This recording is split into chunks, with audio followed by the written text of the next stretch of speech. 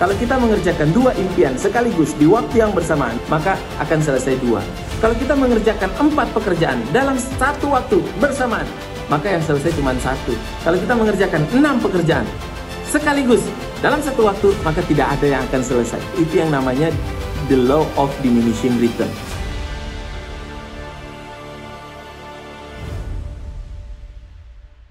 The law of diminishing return. Video kali ini kita akan membahas tentang hukum yang tadi baru saya omongin, the law of diminishing return. Kemarin saya ketemu dengan salah seorang teman saya, dia pengusaha dan dia punya banyak karyawan, hampir ratusan karyawan. Lalu dia ngomong begini, dulu waktu ini awal-awal perusahaan, saya kerjakan hanya saya sendiri dan beberapa orang dibantu oleh hanya 3 atau 4 orang. Itu hasilnya banyak banget. Saya bisa merasakan profit dan saya bisa merasakan perusahaan ini bertumbuh luar biasa. Profitnya kerasa.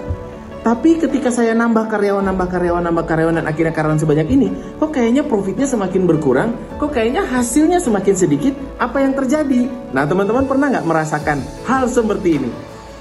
Rumus law of diminishing return mengatakan bahwa tidak selamanya penambahan input itu akan berpengaruh terhadap penambahan output.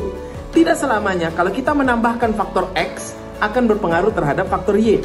Jadi kalau misalnya karyawan kita 1, kita sendiri, kita bekerja, kita mungkin dapat profitnya 10. Lalu kita tambahkan, karyawan jadi 2, ada 1, kita jadi tambah 2 orang.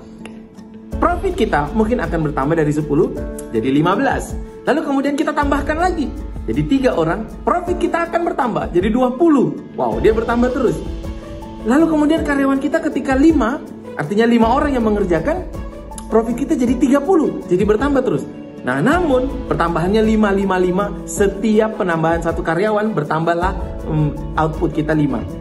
Namun ketika karyawan kita mulai bertambah menjadi 6, dari tadi 5 jadi 6, tambah 1. Nah, penambahan outputnya dari 30 tidak jadi 35, tidak bertambah 5, tapi hanya bertambah 3, jadi 33.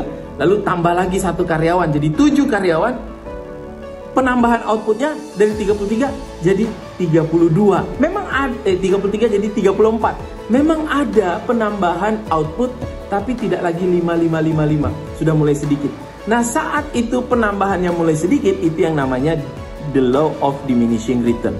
Bahwa penambahan kita penambahan output tidak akan selalu berbanding lurus dengan penambahan input. Mudah-mudahan teman-teman bisa memahami penjelasan saya. Nah, maksudnya apa rumus ini?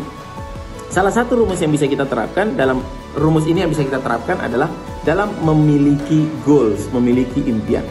Kalau kita dalam tahun ini punya 10 impian, maka kita tidak boleh mengerjakan semuanya sekaligus. Kita harus fokus pada 1 atau 2 impian terlebih dahulu. Kita berikan semua tenaga, pikiran kita, waktu kita untuk menyelesaikan 2 impian ini terlebih dahulu sampai impian ini selesai.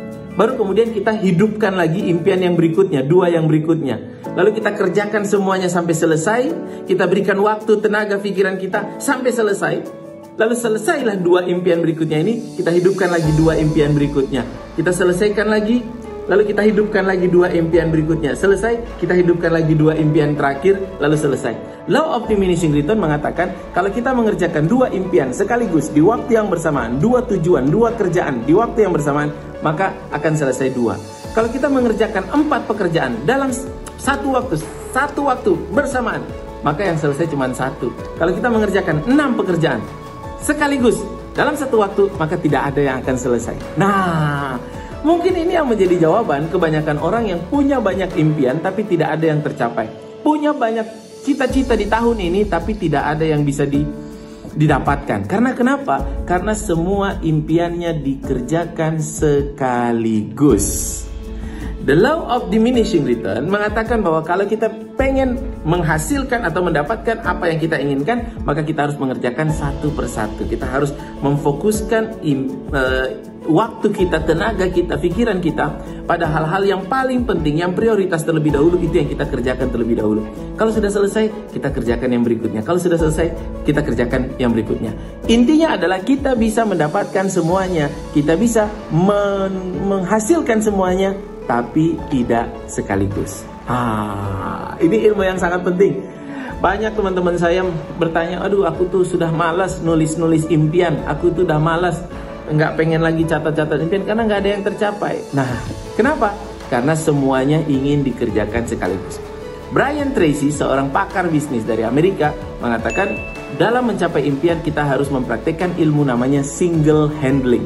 Single handling artinya kalau kita punya 10 impian, maka jangan dikerjakan sekaligus, kita single, kita kerjakan satu persatu, kita handling satu persatu. Kita ambil dari 1 sampai 10 itu, kita ambil nomor 1 terlebih dahulu, kita single handling. Kita kerjakan 1, 2, 3, selesai. Baru kemudian single handling yang pekerjaan kedua, goal yang kedua, single handling. Kita kerjakan A, B, C, selesai. Single handling yang ketiga, selesai. Single handling yang keempat, selesai. Itu yang disebut dengan single handling. Dan saya yakin teman-teman semuanya bahwa di tahun ini kalau teman-teman punya impian dan teman-teman ingin berhasil, teman-teman ingin mendapatkan semua impian itu, maka mulailah lakukan single handling. Mulailah memilih mana yang harus saya kerjakan terlebih dahulu. Jangan mengerjakan semua sekaligus. Mengerjakan semua sekaligus maka tidak akan ada yang tercapai. Maka impian kita yang kita tuliskan, yang kita sudah buat, yang kita pikirkan itu semuanya tidak akan ada yang tercapai karena kita mengerjakan semua sekaligus. Itulah intisari dari rumus atau dari formula The Law of Diminishing Return. Mudah-mudahan video ini bermanfaat bagi teman-teman semuanya. Simak video-video berikutnya, tips-tips bisnis dan tips-tips kehidupan dari Fitra Jaya Saleh. Salam sukses. Assalamualaikum warahmatullahi wabarakatuh.